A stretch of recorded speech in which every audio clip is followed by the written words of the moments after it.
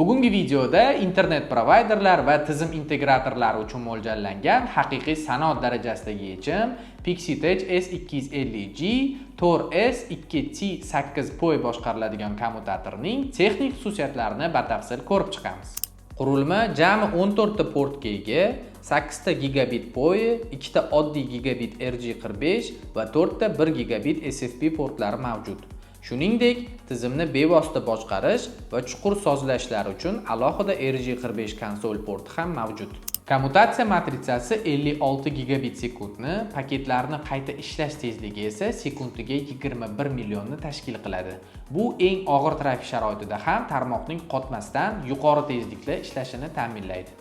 Uskunaning umumiy POE budjeti 240 wattga teng bo'lib, eng ko'p energiya talab qiluvchi kameralar va Wi-Fi nuqtalarini bemalol quvvatlaydi. Eng muhim jihati, kommutatorda Dual DC 48 dan 55 voltgacha ikkita mustaqil quvvat manbai kiritish imkoniyati bor. Asosiy liniyada tok uzilsa, zaxira liniya avtomatik ishga tushadi va tarmoq to'xtamaydi. Uskuna to'liq passiv sovutish tizimida ishlaydi, ventilyatori yo'q.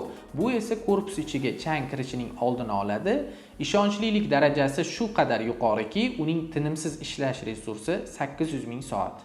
Dasturiy tomondan ushbu model Store and Forward tizimida ishlaydi. 4096 tagacha VLAN yaratish, MAC manzillar jadvalining sig'imi 8 kani tashkil qiladi. Uskunada tarmoq xavfsizligi va trafikni chuqur filtrlash uchun 128 tagacha ACL qoidalarini sozlash imkoniyati mavjud. Ushbu va boshqa professional tarmoq yechimlarini PixiTech'dan topishingiz mumkin.